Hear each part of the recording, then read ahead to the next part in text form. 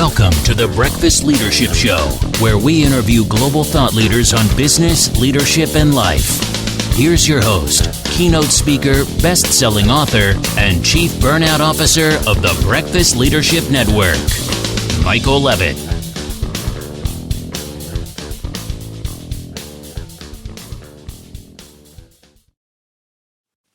Welcome back. I've got one of San Diego's finest on the line, Matt Remuzzi. How are you today? Good. Thanks for having me. Glad to have you here. And we were talking in the pre-show a little bit. I'm a former accountant, or as my brother likes to call me, a reformed accountant. I'm not sure where he's going with that. I didn't dig deeper, but knowing him all my life, I kind of know what he means. But anyway, you do some amazing work with businesses and the accounting and bookkeeping stuff. So why don't you share with the audience a little bit about you, and then we'll dive into the conversation. Sure. Yeah. So we're based in San Diego here, but we actually have clients all over the country. And what we primarily do with them is we help them with their bookkeeping and their taxes. We've got a big niche in online business, e-commerce, but we serve kind of all kinds of small businesses. And I think if I could pick one thing that kind of makes us stand out a little from the average accounting firm that you run into is I myself, if you ask me, I identify as an entrepreneur first and foremost. I've owned other businesses. I run this business focused on growth and profitability and optimization more so than focused on the nitty gritty of accounting.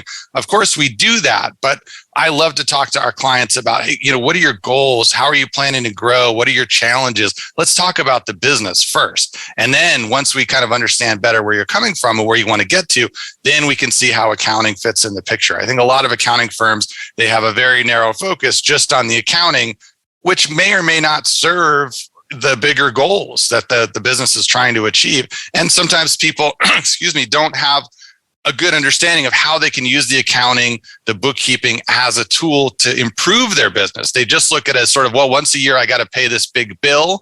That's the pain point. And other than that, the other 11 months I can relax and not worry about that nonsense. But really you're missing out on being able to use this stuff as a tool to improve, grow, and enhance your business. So that's what I try to kind of bring to the table with our experience with our clients and my background.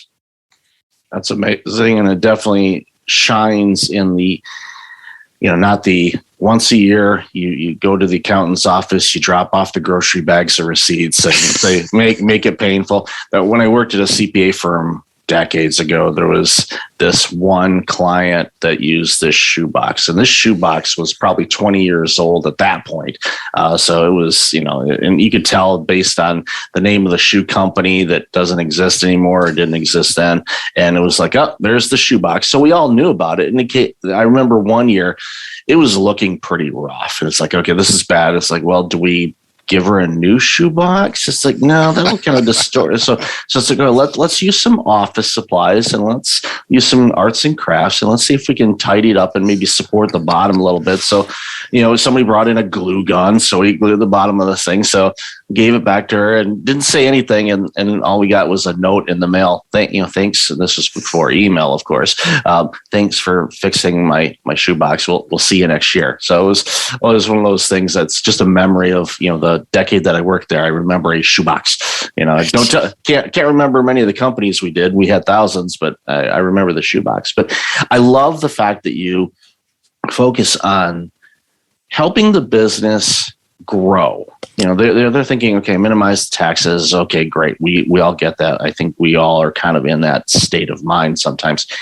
But looking for opportunities, not just for, here, we can do this and save you some taxes. But no, as an entrepreneur, you're looking to grow your business. And, your story of, growing from launching this business to having over 50 employees. When you have over 50 employees, that says something. That means, okay, you are obviously generating enough revenue to bring on that many people to work on your team, unless you were able to convince 55 people to volunteer their time, which not happening unless they're Super Bowl dancers for the Super Bowl halftime show, which that was not good PR for them. It's like you're paying the artist millions, but you want these dancers to rehearse for 72 hours and you don't want to give them anything. It's like, come on, guys, you're a $1 billion entity, probably approaching $1 trillion, but come on, let's, do that. So you grew the business. you've learned all that stuff. So, walk us through, because I always like sharing stories on how you took your business from me, myself, and I to bringing on a big team like that to serve all the customers you have, across the U.S. Right. So, I mean, it was intentional, right? From the beginning, I never wanted to just kind of fill my own 40 hours and stop there, right? My goal was always to build a business that was big enough that I could be here or not be here, and it could run without me if I wasn't here. It wouldn't, fail immediately if I wasn't able to come into work one day or something. So my goal was always to build it to a good size. And, the first thing I did, and the first thing I tell any client, is make sure you have a reason for a customer or a potential client to choose your business, right? Over all the choices they have, there better be a reason that you stand out, that they want to choose you to work with. So I looked at the kind of bookkeeping industry, and I saw a lot of people charging hourly rates. I saw a lot of people taking 2 to 3 weeks to get back to people with responses. And I saw just a lot of bad accounting. CPAs have a certain standard, but bookkeepers, there's no, national exam or state by state exam or certification. Literally anybody can throw up a shingle and say, hey, I'm a bookkeeper, even if they took one QuickBooks class 10 years ago and never really learned anything about accounting. So I said, what's going to make us different is we're going to have amazing customer service. We're going to get back to people the same day. We're going to make sure that they walk away happy working with us. And we're not going to lock them into a long-term contract. It's going to be month to month, and they're going to come back every month because they like us. And then I said, we're not going to do hourly billing. Because people they don't like it when the clock's running and they don't know when it's going to stop, right? We're going to figure out a way to do fixed fees. We're going to quote everyone individually based on what they need. And then that's going to be it. That's the same thing they're going to pay every month. They love that. And then I said, we're going to hold ourselves to a much higher standard of accountability for our work, so that when we do hand it off to the CPA, or when we got to the point where we brought CPAs in-house and we're doing our taxes as well, there's not going to be pushback with, hey, these books are garbage, or there's problems, or these, it's not reconciled, doesn't balance. So that was our reason from day one, that I said I could go out and talk to potential clients and say, here's why you should pick us. And that's the same standard that we've held all the way across. So based on having an attractive offering, it was pretty easy to find clients. And then as I grew, every single hire, my goal was first to sit them down and kind of say, look, here's why clients choose us. Here's what we're special. Here's what makes us different. And this is what I want you to, live by. This is how I want you to work as well. And then let them go. I try hard not to be, and I feel like I've done a pretty good job of not being a micromanager, right? You may do it a little different than I do, or a lot different than I do, but as long as you get to the same end goal, the client's happy, you've done the work correctly, you've delivered it to them on time, then you do you do it your way. I'm not going to sit there and tell you exactly how to do it, but you got to be nice, and you got to live by the sort of standards and goals that we've set for the company. And so everybody I've brought on has done that. And if they don't do that, they don't last. And, 1 became 2, became 4, became 8. And, it's been a great ride. It's had lots of challenges, but I think just sticking to the basics and doing those same basic things really well has been the whole driver of our growth. And there's a lot to learn from that, because having a good foundation of, okay, we're going to make sure that we are going to return the calls or emails or web inquiries, whatever the case may be, the same day, if at all possible. I think having that as a foundation, as simple as that sounds, and this, not many organizations do that. Right. You get surprised. I mean, when I send out a note or an inquiry about something and I get a response back pretty quickly, I'm like, okay, I'm impressed. They're on this. They're looking for this kind of thing. And a good case example, a company that I help out is in housing, and they were in need of a new property management solution. So I done some research and reached out to some organizations. One group, replied back like 3.5 weeks later.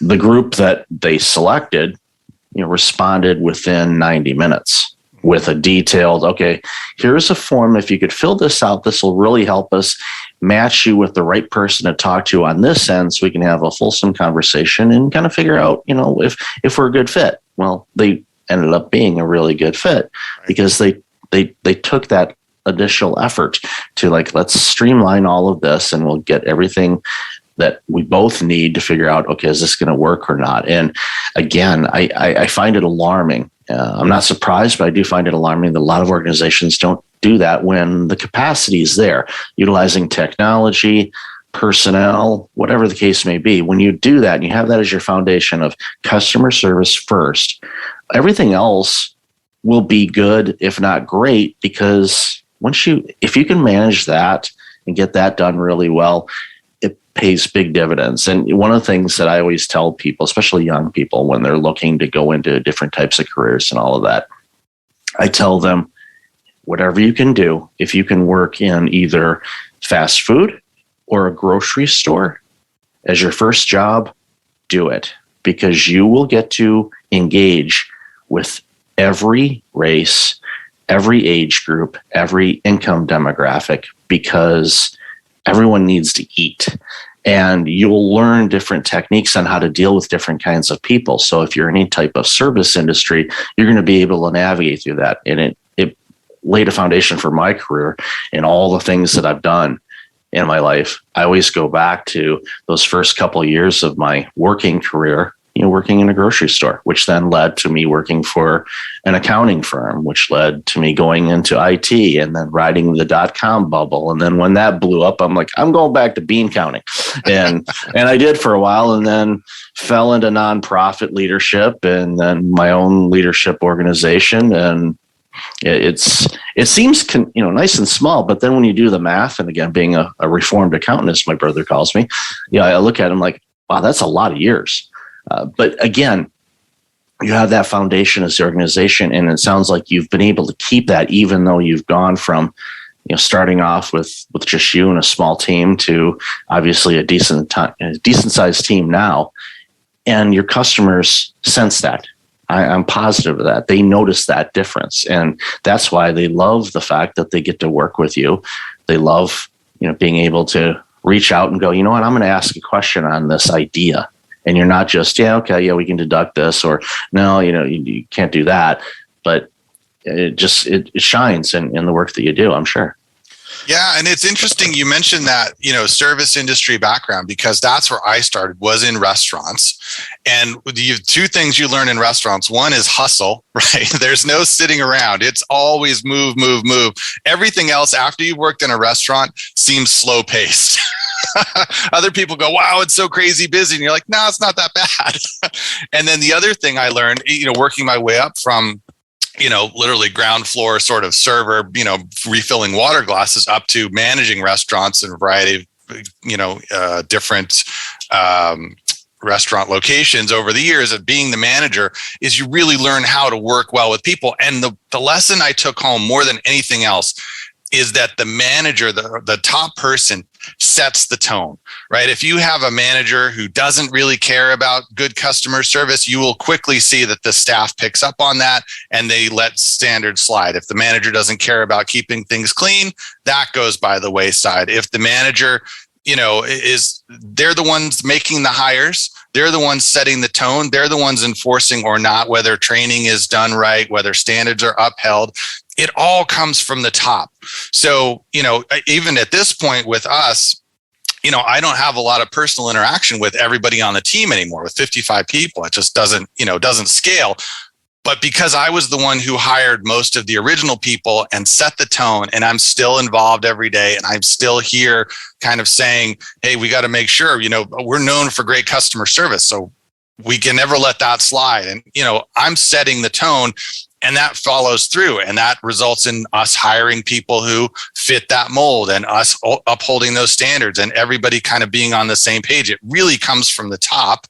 And you quickly see when, if you get to an organization or you run into, like you're saying, a business where they don't get back to you, they don't seem to care that much if they do a good job or not. We had some painters out to the house, and they had a good price, but we quickly figured out, the owner wasn't that involved. They left a mess. They didn't hit all the little spots and, just that kind of stuff. And it clearly comes from the top, right? If the owner cares, you see it all the way through. If the owner doesn't care, you see it all the way through. That leadership piece is super critical, and that culture more than anything else you do, right? Even if you're not training them on the technical skills, or you're hiring, we hire people who already come with an accounting background and know what they're doing from an accounting side.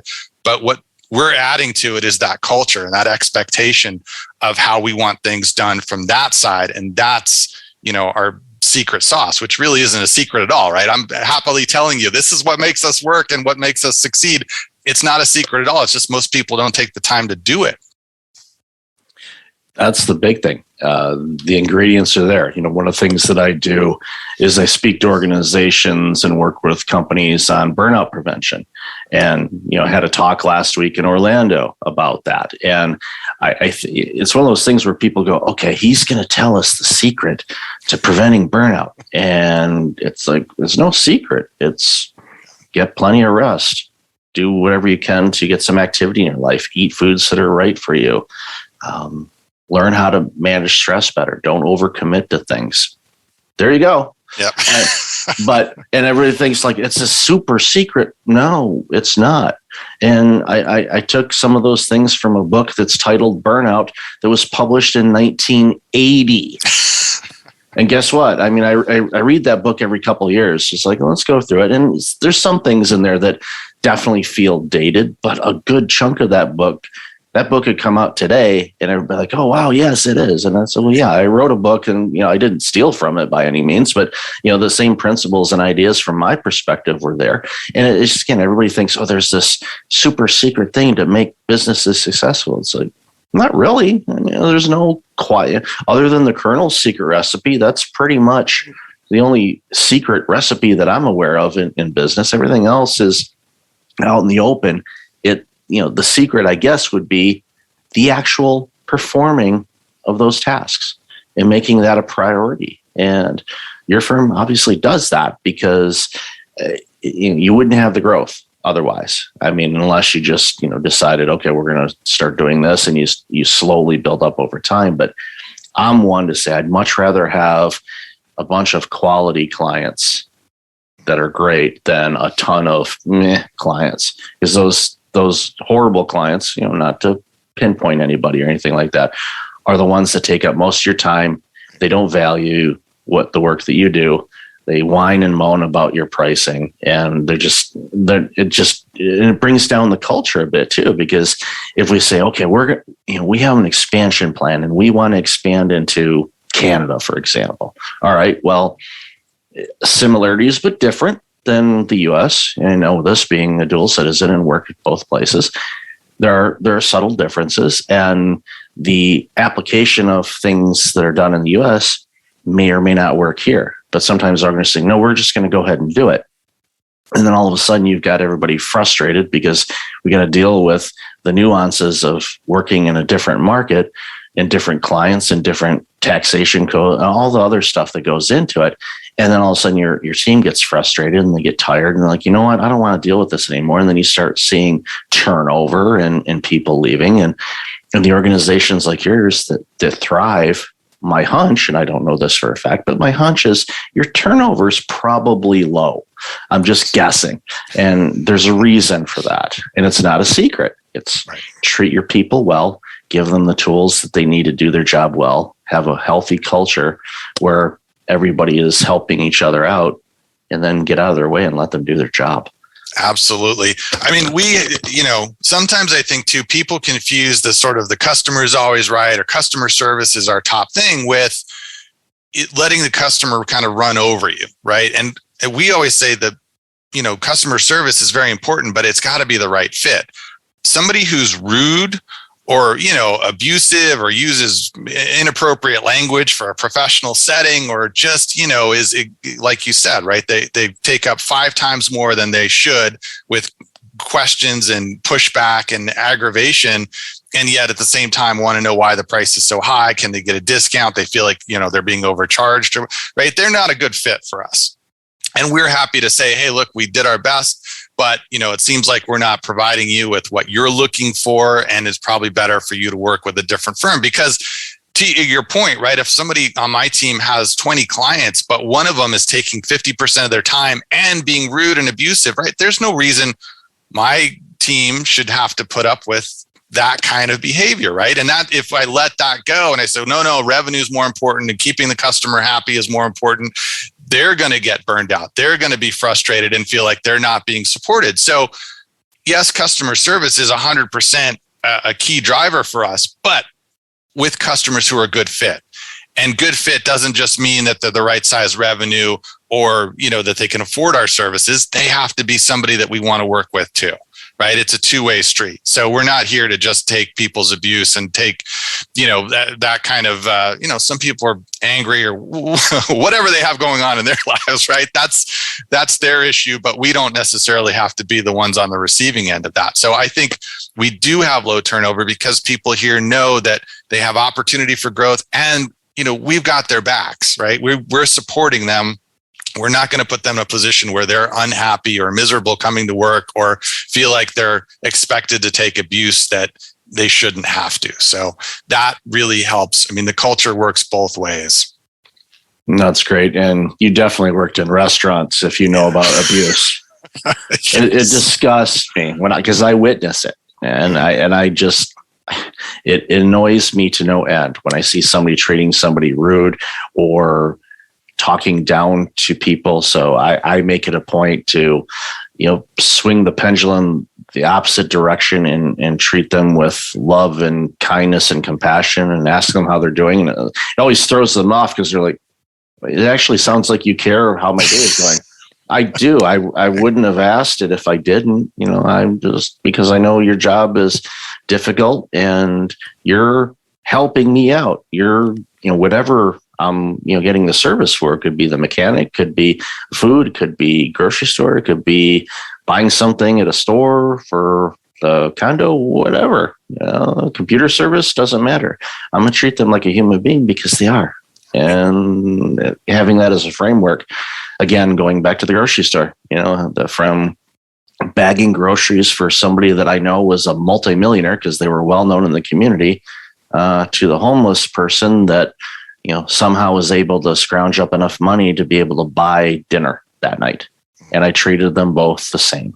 And I learned that a long time ago, and I'm thankful that I was fortunate enough to learn that lesson. And it permeates through organizations too when the leader sets that as the tone. And absolutely. Protecting their people. So as we wrap up, what's one thing that customers can do in as far as working with your team that would make your work easier? Bookkeeping and all the other stuff that you guys do.